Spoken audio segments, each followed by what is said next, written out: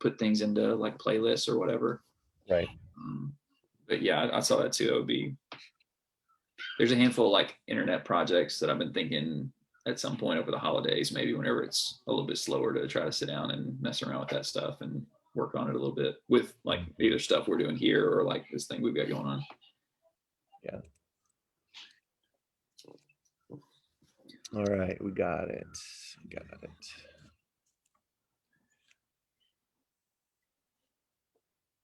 Yeah, I saw that too. Or whatever. There we go. Cool.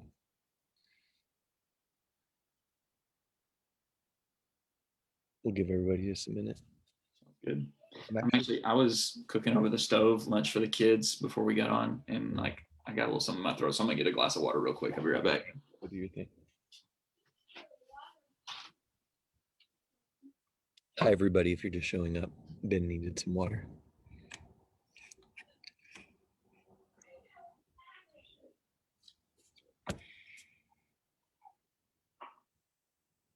Hi Karen. Glad you're here.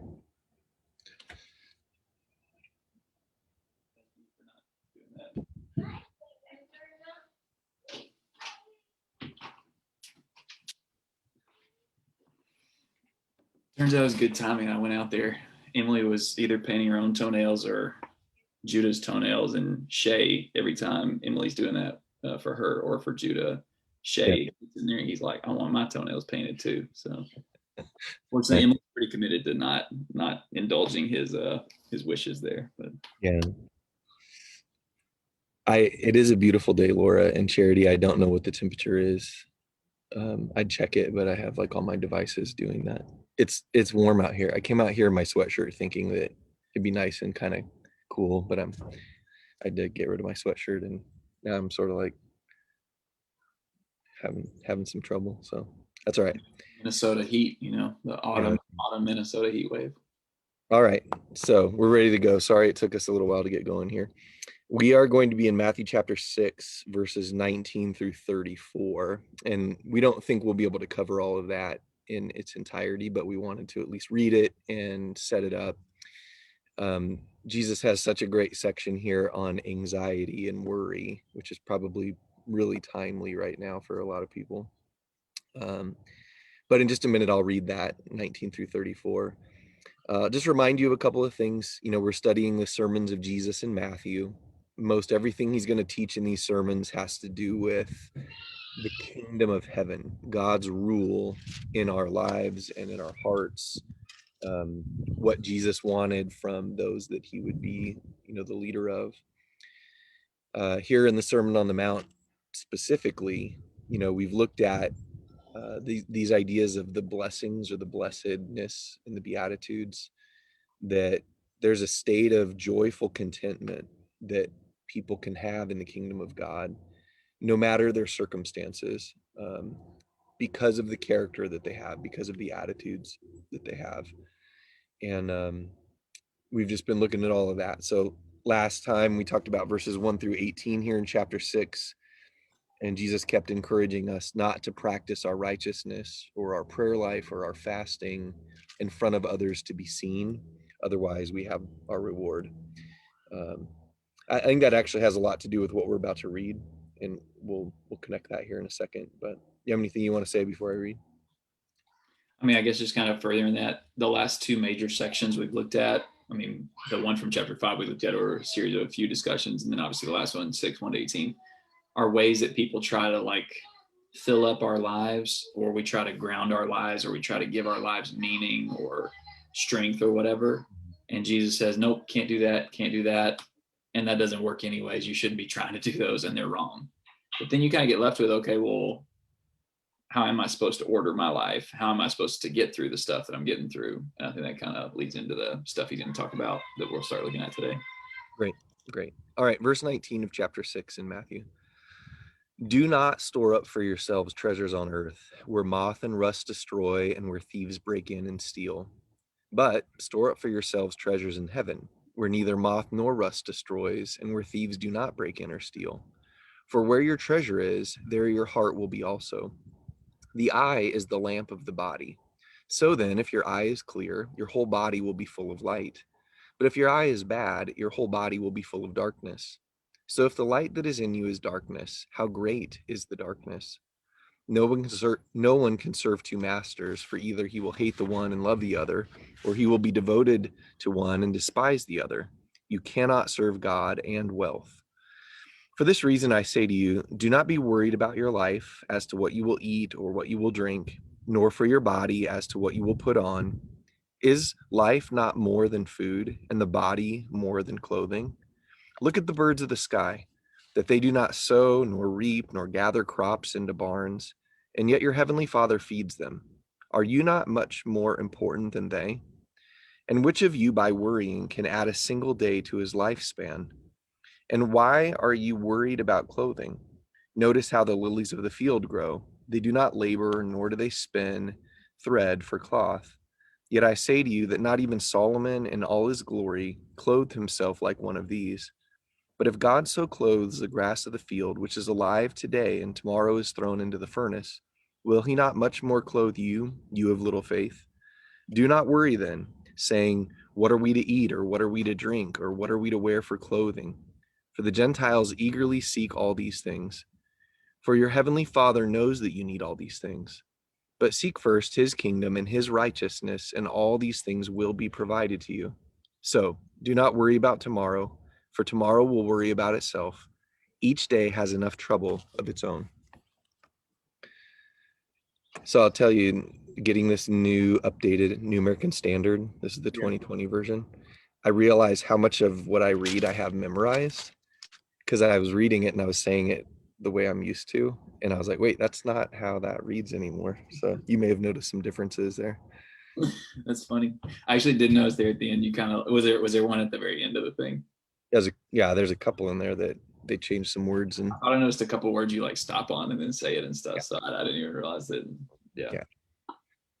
I think this is such a great section because I think it's so, you kind of alluded to it, like right now, it's very relevant. I mean, I know all the Bible's relevant all the time, but this is one we read and we're like, ooh, man, this is a big one.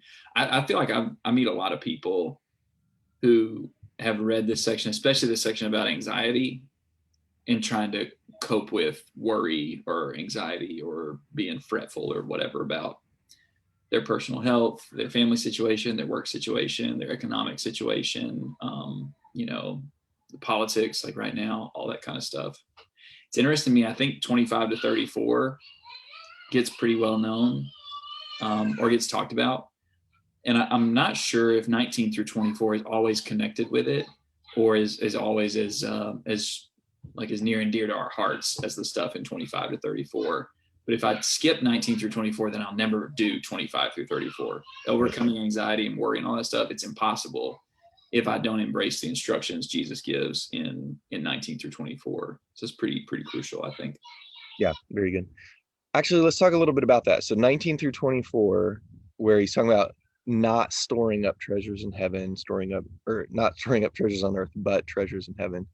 And the eye and all of that, and no one serving two masters. Like, how does that fit in this section? Does it connect to what we've just studied in 1 through 18? Does it connect in to 25 through 34, or does it connect to both in some ways? And it's kind of a good transition. How would you answer that? Like, how does what he's talking about here have to do with anything we've looked at here in chapter 6? I mean, if you back up all the way into chapter 5, for instance, lust, that's storing up treasures on earth. Those aren't like heaven treasures. Those are like immediate pleasures right now. Okay. Or even being vengeful. That's an immediate treasure right now.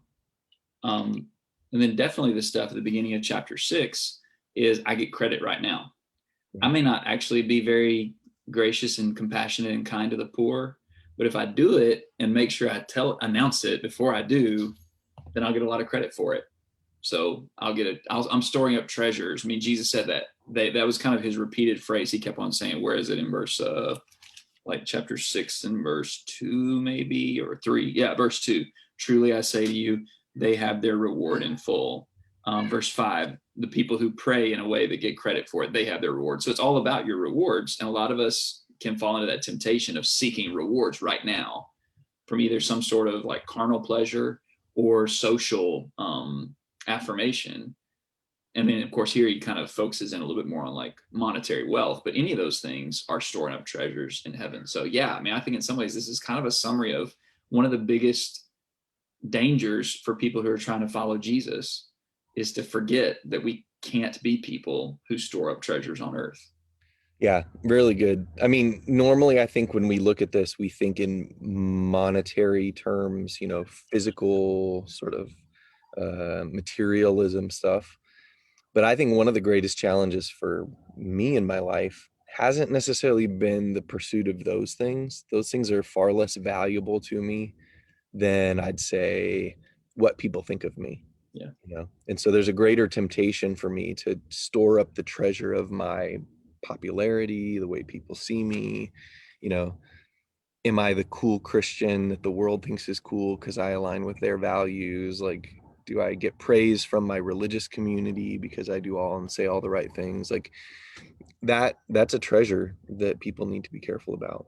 So I think that definitely connects that way. So let me say, I think it connects in the second part of the chapter when we get to anxiety.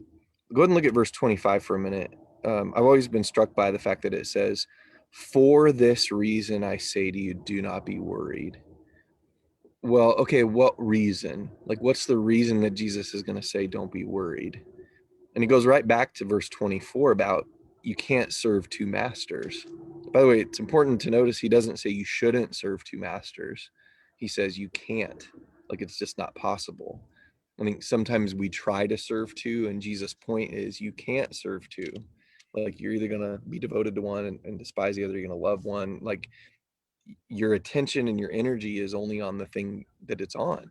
And if you're trying to split it between God and the United States of America, or God and your job, or God and your family is your master, rather than they're something that your master has given you charge of, and a place within, then we're going to have troubles. But here's my thing. Like, the Old Testament called verse 24 idolatry. If you're serving a different master, it's idolatry. And I think that's obviously what this text is about: storing up treasures on earth, valuing those things. But what does worry have to do with it? And this is the thing that's so challenging to me, almost condemning to me. What Jesus is teaching in verse 25 is, if I want to know whether or not I'm an idolater or if I have a different master, it's going to be known by whether or not I'm worried about those things. Like, if that's where my anxiety and energy is, then that's my master. I mean, you can't really escape that in verse 25. For this reason, I say to you, don't worry. Well, why? Because it betrays where your treasure is. That's where your heart is. It betrays what master you serve. And that's super challenging, I think. Yeah. So, in other words, if I want to know what idols I'm either tempted to serve or I do serve at any given time, I need to look at what am I most worried about? What am I most afraid of? What gets me worked up or upset? I mean, whatever. Like, what is it that kind of has a grip on me? That could be my idol. I kind of like how some translations, instead of verse 24 saying you cannot serve God in wealth, they'll say you cannot serve God in mammon, just to kind of give that little reminder of that word that was used to describe like sort of a personification of wealth as a god, as a deity that people would trust and worship. Good. Yeah, and I think too, with that idea of idolatry, in the Old Testament, for me, one of the most poignant descriptions of idolatry is Isaiah 44, where it talks about the guy who he goes out and he selects a nice tree and chops it down and he cuts it. Half of it he's going to burn to make himself dinner, but he's going to make a really nice idol. He's going to work it, and then he's going to like cast it with metal and all this kind of stuff, right? Like, he's just really particular about it. It's sad in Isaiah 44, but it shows like how much investment the guy had to do, like how much effort he had to put into it. And I think that goes into 19 through 21, that while our anxieties show us what our idols are, so also our investments show us what our idols are. Like, what am I investing in the most?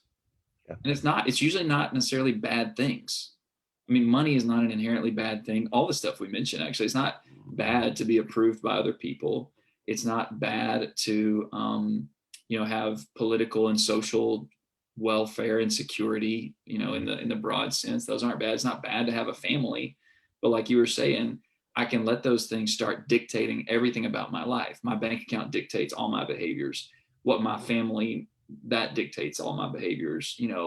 My emotions and my thoughts are dictated by what politicians and political ideals say, not what the kingdom of God, whatever, all those things. And then I start investing everything, all my energy, all my thought, all my time, all my passion gets invested in that thing. It's just like the guy in Isaiah 44 who went through all that work to build the idol. Yeah. And I'll add to your list things like social movements too. Those Exactly. are earthly pursuits and treasures that might have some connectivity to God's justice and fairness and righteousness and all of that.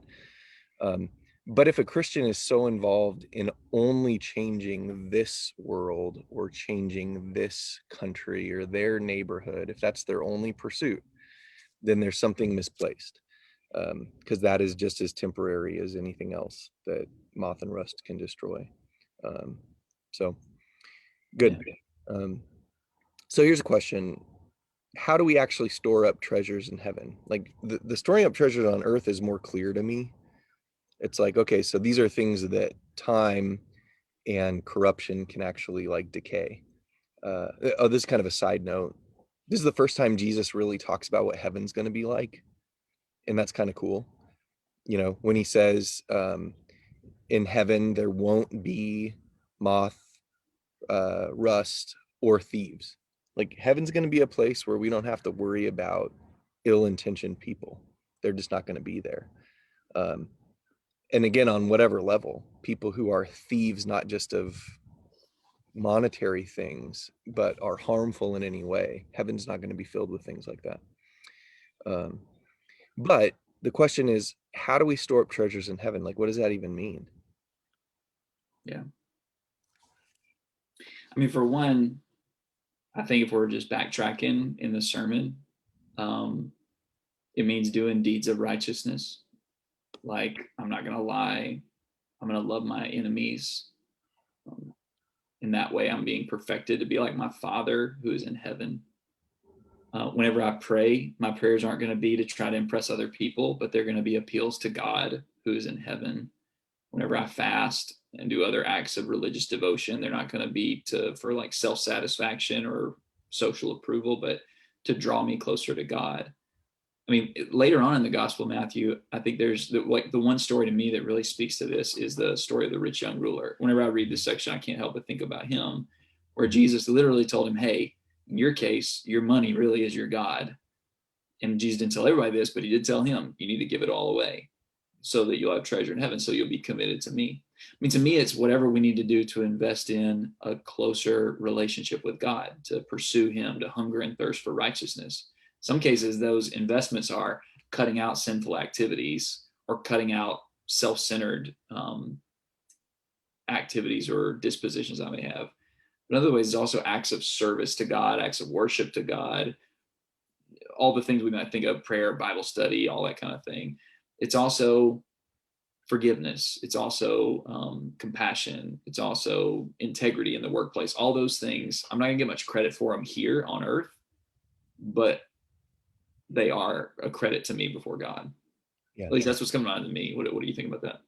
Yeah, so that I think that's really good. By the way, there's a couple really good comments. Layla has a great comment about the idolatry connecting to Jeremiah 44.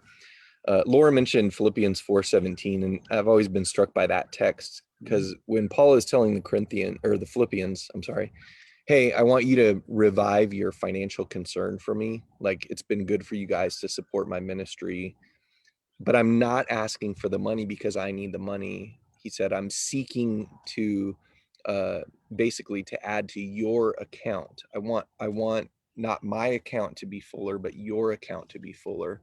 Well, how could emptying our physical bank account to support the gospel increase an account? Well, the only account that could increase would be a heavenly one, that God pays attention to, like you said, what we sow to, what we invest in. The book of Galatians will talk about sowing to the Spirit. And right after it says that in Galatians, it talks about sharing with those who are teachers and, supporting the ministry of God. Um, so that's interesting. I, I have been struck by this too. Like, yeah, maybe there's a sense in which, like the Old Testament says, our deeds go ahead of us into heaven, and Nehemiah would pray to God and say, remember what I've done, basically like have an account of those good deeds. But the other thing I've thought about is the only thing that's here on earth that will be in heaven, the only thing that's going to go from here to there are people, are souls. That's the only eternal thing that I know of, sort of in this cosmos, like, or in our world. It's the souls of people. So good deeds that go toward the betterment of those souls, helpful things, but especially the things that go towards saving a soul. I would love it if someday in heaven, like one of the rewards in heaven is somehow you'll just be able to tell who it is that is there partially because of something you did in your life, some word you spoke, somebody you influenced that influenced them. um, Paul would talk about the people that when he would write to people in the New Testament, he would say they were his joy and crown. Like they were his field that he was sowing, the building he was building, the investment he was making, and his joy was going to come from what happened with them when they were judged. And I think if we think more in terms of that's how we lay up those treasures in heaven, it can help us. Yeah. Yeah. I think verse 21 is a really important, like in this whole conversation of these investments we're making, these laying up treasures in heaven. I've felt this. I hear people say this a good bit too. They'll say, well, like my heart isn't in whatever, resisting some temptation, serving God, whatever the thing may be. And then the conclusion can be sometimes my heart isn't in it. So I don't even know if there's a point in me doing it. Like Yeah. and they'll say it's not sincere. It doesn't feel sincere, which it doesn't feel that way. Mm-hmm. And I know there's something to that. There's stuff that talks about things need to come from our heart and that sort of thing. But I think verse 21 is an important principle that Jesus doesn't say where your heart is, there your treasure will be also. In other words, like your heart dictates your investments. But he's saying actually the investments you make in your life, the the treasures that you store up, that's what leads and shapes your heart. So for me, the application is whenever I run into something that I don't really feel like doing, and I may question, well, is it really sincere? Well, do you really want to please God? Well, yeah, I do. Okay, then do the right stuff. And eventually your heart's going to catch up. Your heart will follow where your treasures are laid up. And I just think that's really important. It also goes the other way. If I'm negligent, I think, oh, it's not a big deal for me to whatever you may think is not a big deal to invest in this world. It actually is, because your heart's going to follow that. You're dictating your heart. You're leading your heart one way or the other. It's not where your heart is, there your treasure will be, but it's where your treasure is. That's where your heart's going to be too. So I need to get that right and do the right stuff to lead my heart. Yeah. And same thing. And Laura just said that pretty much in different words that you said, which is great. But again, this goes back to like, what are the valuable things we're investing and how does our heart follow that? Like I could ask, how much time did you spend yesterday watching news? Like watching all of the drama unfold. I guess there was drama. I didn't watch it. Like I made a purposeful decision that I wasn't going to watch. Wait, you didn't hear that Kanye is like tied for the lead? Oh, is Kanye going to be their president? That's cool. But you know what I mean? Like my heart is not very troubled by it. It's not like my heart's not following that because I didn't make any investment in it, honestly. And I think we need to keep challenging ourselves with this. Like, what is it that we're making investment in? It's not simply money. It's time, it's mental energy, it's all the other concerns that we have in life. So yeah. And I think verse 22 and 23 is maybe a tiny bit enigmatic, I think, but I think it actually flows straight out of this and is really just a cool, helpful analogy Jesus uses. Whatever you invest in, kind of to your point, if you invested a bunch of time yesterday watching the news or reading updates on Twitter or whatever, then that's probably all you could think about. Probably whenever you talk to anybody, that's all you could talk about, whatever. That's where your focus goes. And I think that's what verses 22 and 23 are all about. Like, where is your eye? And what's in your eye, actually? Is it light or is it darkness? Or maybe put it in Jesus' word, is your eye healthy or is it bad? Is it unhealthy? The investments we make determine our perspective on life, or our focus, how we see the world. And if we're investing in things of this earth, then our eyes are going to get dark. Our eyes are going to get cloudy. Our eyes are going to be corrupted. And all we're going to have is darkness inside of us. All we're going to have is bad stuff, because those investments dictated my perspective, the way I see the world. And therefore, I'm not going to really be able to see God if I'm not investing in the things in heaven. If I'm investing in treasures on earth, then I'm going to be full of darkness like the earth is. Yeah. You said this is a little bit enigmatic. It's kind of a mysterious thing he says here about the eye and the body and the light inside, and how great, if the light that's in you is darkness, what does that even mean? Right. In verse 23, but how great is the darkness? I've thought about, okay, so what is he saying? So to your point, where's our eyes pointed? Are our eyes, like Colossians would say, seeking things above? So the light that's coming is from above, and it's enlightening us inside from above because we're heavenward focused. Or are we focused on earthly things, and so whatever's getting in there is darkness? That's one thing. I know that there's a metaphor, or a way that this phrase, somebody having a bad eye, I've read, was kind of like a Jewish idiom that stood for people that were greedy. You can think about this from the Proverbs, like whenever greedy people or shifty people, they have like shifty eyes and they kind of like do things. They have a bad eye. Like everything's angled for their selfish ambition, their gain, how I can get ahead with this, Now, is there power in that kind of thing? Sure. Can you be successful with that kind of mentality? Absolutely. In fact, I would think this ties in with James chapter 3, when he's talking about the wisdom from above versus the wisdom from below. It is a kind of light that gets in people when they are greedy and focused on gaining treasure. And some people have gotten really good at it because of their selfish ambition and their drive to either promote themselves, become powerful, have a lot of stuff. They've got light in them. They write books about success. They become the most powerful people in the world, and everybody sort of looks at them like, wow, look at them. But there's something really dark about the power of that. Yeah. In James, he says it's earthly, it's sensual, and it's demonic. It's not God. And then he says, where that kind of wisdom exists, there's disorder and chaos and every evil thing. Look, if we're getting wrapped up in all the chaos and disorder of politics, or whether that politics is national, or whether it's in our companies where we work, or it's in our churches where there's politics, we need to step back and see if like our eye is bad. Am I only looking this from the perspective of how is this going to benefit me, my place, my power, my comfort, my well-being, rather than, is this right? Is it pure? Is it peaceable? Is it willing to yield? Is it helpful?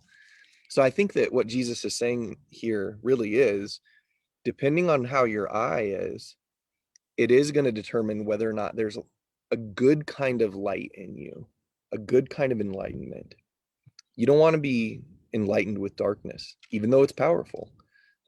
That's not what we want. Yeah. In the end result, we talked about this at the top, but it's worth coming back to verse 24. I know we're pretty much out of time here, but the end result is that defines your master. So like in verses 19 through 21, everybody chooses their treasure. Everybody chooses something that's their treasure that they invest in. Mm-hmm. Everybody has a light inside of them, something that's guiding them and dictating their behaviors. Yeah. Everybody has a master.